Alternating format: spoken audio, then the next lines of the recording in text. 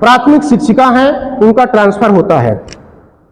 और जब ट्रांसफर होता है तो अपने जहां संस्था है, जहां पहले कार्यरत थी, वहां जाती हैं और अपने एचएम को कहती हैं कि सर मेरा ट्रांसफर हो चुका है, मैं अब दूसरे स्कूल में जाने वाली हूं,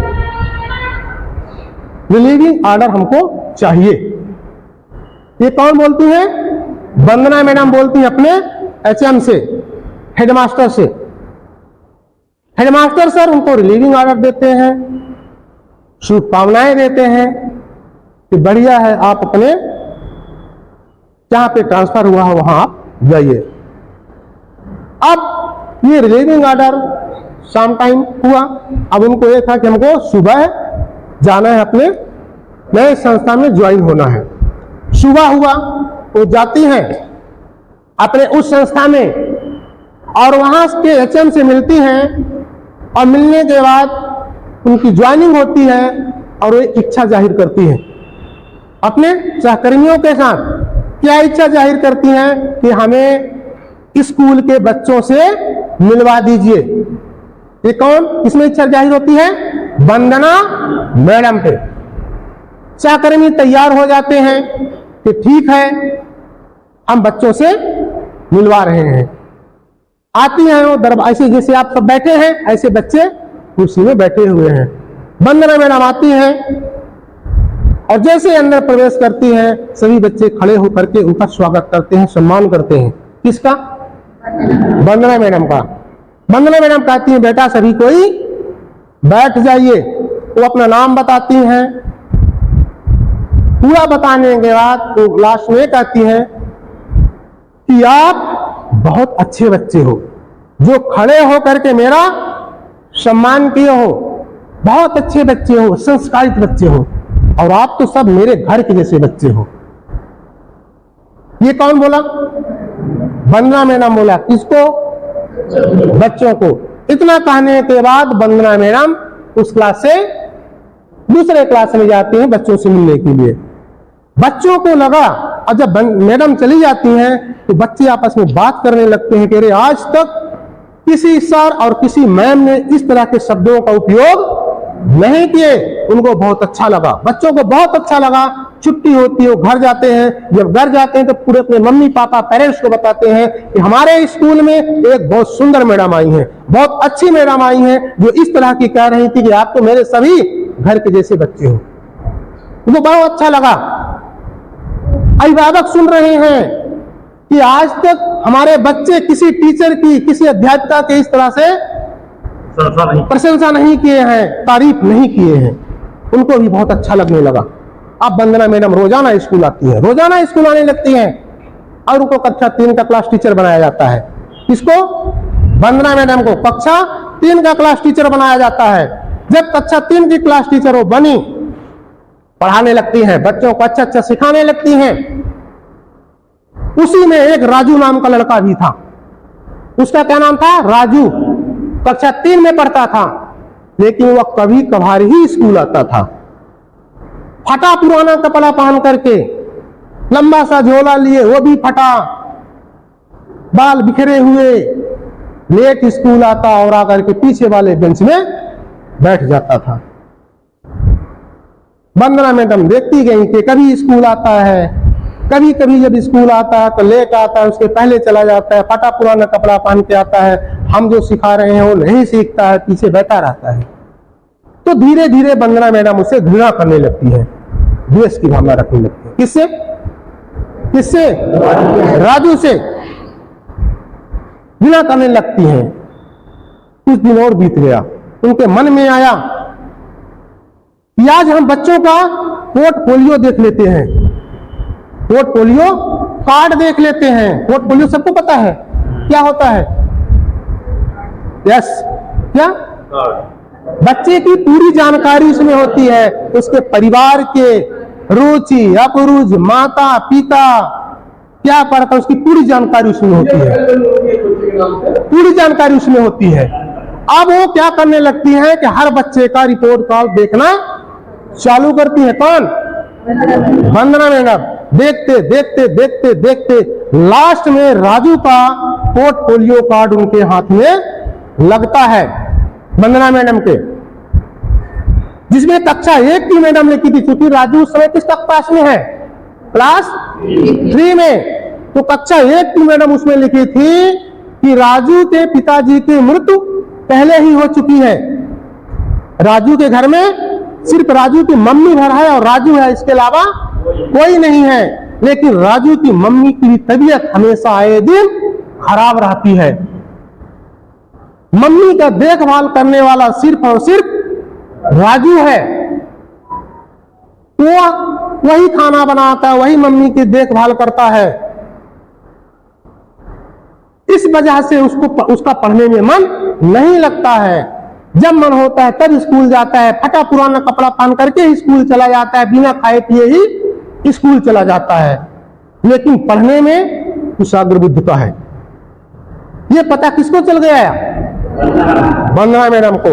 अब वो स्कूल आती है दूसरे दिन, जब स्कूल आई बच्चों को पढ़ा रही हैं, सिखा रही हैं, राजू वही लेट आया पीछे बैठ गया झोला लिए हुए। जब बैठ जाता है तो वंदना मैडम राजू को बुलाती हैं, आवाज देती हैं कि आओ मेरे पास। जब इस तरह का बोलती है तो राजू डर गया कि आज हमको मार मिलेगी, आज मैम हमको मारेंगी। लेकिन राजू आता है, जैसे आज राजू आता है डरते हुए आता है, वंदना मैडम उसको सीने से लगा लेती है और कहती है बेटा आज से आपको जिस जिस चीज की जरूरत पड़ेगी उसकी पूर्ति मैं करूंगी, आपको रोजाना स्कूल आना है, खूब मन लगा के पढ़ो। राजू रोने लगता है, खूब रोता है लिपट करके कि आज तक किसी सर और किसी मैम ने इस तरह के शब्दों का उपयोग, इस तरह के भावनात्मक शब्दों का उपयोग नहीं किया और ना कहा कि आपकी पूरी आवश्यकताओं को मैं पूरा करूंगा। रोते हुए जाता है और पीछे बैठ जाता है। रोजाना स्कूल आने लगता है, अब रोजाना स्कूल आता है, खूब मन लगा के पढ़ता है।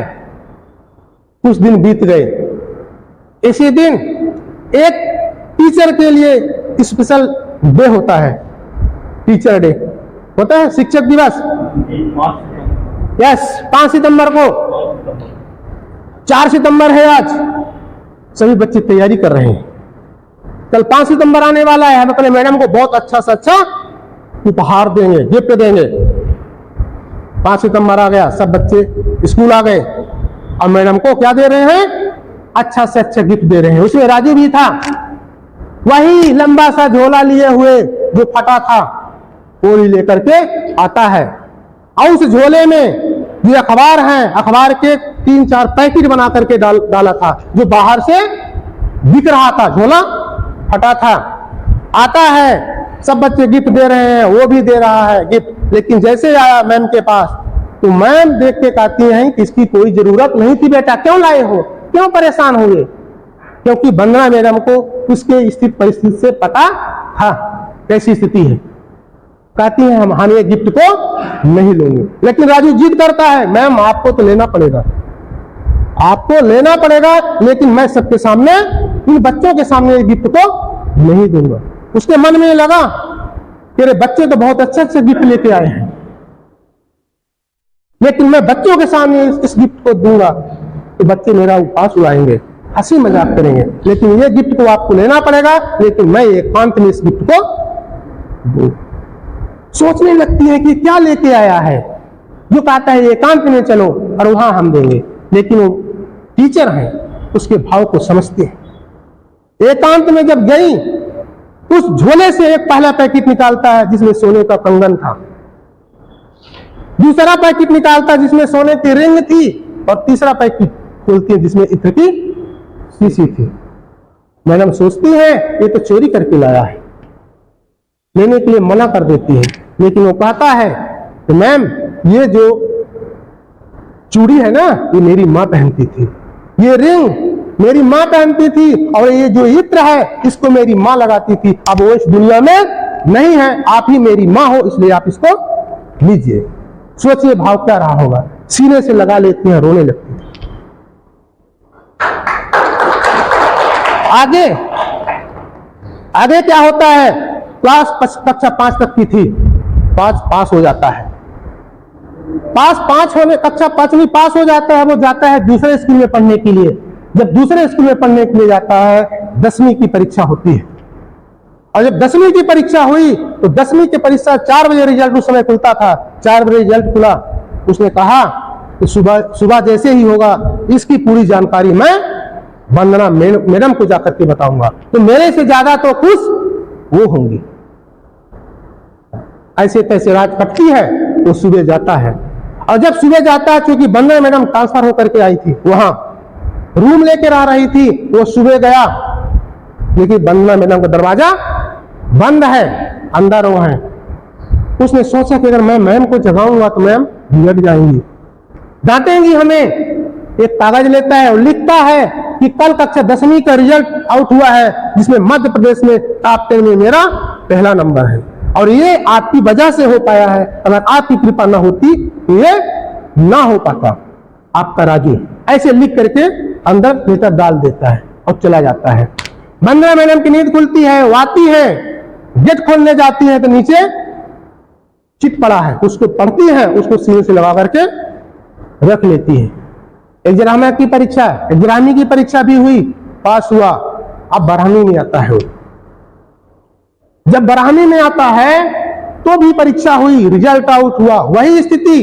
क्या मध्य प्रदेश में टॉप 10 में पहला नंबर उसी का था। किसका? राजू का था। वो कहता है अब मैं सुबह फिर से मैं मैम के पास जाऊंगा और बताऊंगा कि मैंने 12वीं की परीक्षा में भी मध्य प्रदेश में टॉप 10 में पहला नाम मेरा ही है।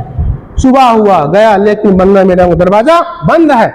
वही करता है, लेटर लेता है, कागज लेता है, फिर लिखता है कि कल जो 12वीं का रिजल्ट निकला है उसमें मध्य प्रदेश में टॉप 10 की सूची में मेरा पहला नंबर है, और इसके लिए पूरा का पूरा श्रेय वंदना मैडम आपको है, आपका राजू। ऐसा लिख करके डाल करके फिर चला जाता है। वंदना मैडम की नींद खुलती है, फिर दरवाजा खोलने जाती है, फिर चिट पड़ा है, उठाती है, पढ़ती है, फिर से सिरे से लगा लेती है। अब इसी तरह स्नातक का भी हुआ, रिजल्ट निकला, यूनिवर्सिटी में टॉप किया। स्नातकोत्तर का भी रिजल्ट निकला, वो भी यूनिवर्सिटी में टॉप किया, पहला नंबर उसी का था। किसका? राजू का। अब उसने सोचा कि अब इस बात तो मैं मैम से मिल के ही आऊंगा, क्योंकि मेरी पढ़ाई तो अब समाप्त हो गई। वो जाता है, लेकिन दरवाजा बंद है। फिर वही करता है, वो चिट लेता है, लिखता है कि यूनिवर्सिटी की परीक्षा जो हुई थी स्नातकोत्तर की, उसमें मैं यूनिवर्सिटी में नंबर 1 में मेरा नाम है। अब मैं अपने सपनों को उड़ान देने के लिए विदेश जा रहा हूं। आपका राजू ऐसे लिख करके फिर से डाल देता है और चला जाता है। अब राजू कहां चला गया? विदेश चला गया। मैडम की नींद खुलती है, जाती हैं, देखती हैं चिट पड़ा है, उठाती हैं, और वो सोचती हैं कि आज तक राजू हमको भूला नहीं है, उसको रख लेती है। अब राजू कहां चला गया? विदेश चला गया। व्यवसाय उसका बेहतर चलने लगता है, विदेश में खूब बढ़िया व्यवसाय चलने लगता है। कुछ समय बाद वहीं पर अपने जीवन संगिनी का वो चुनाव कर लेता है। कौन?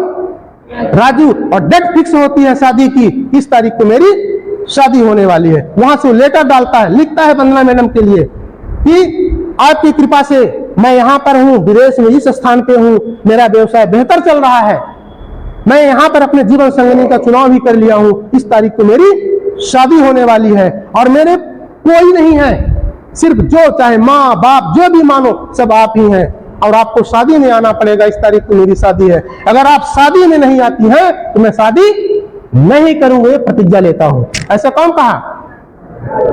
राजू कहता है। लेटर आता है किसके पास? वंदना मैडम के पास। वंदना मैडम काफी बूढ़ी हो चुकी थी, स्वास्थ्य दिलाऊ नहीं कर रहा था, लेकिन उन्होंने जब लेटर को पढ़ा उनके मन में लगा कि अगर मैं नहीं जाऊंगी तो राजू शादी नहीं करेगा।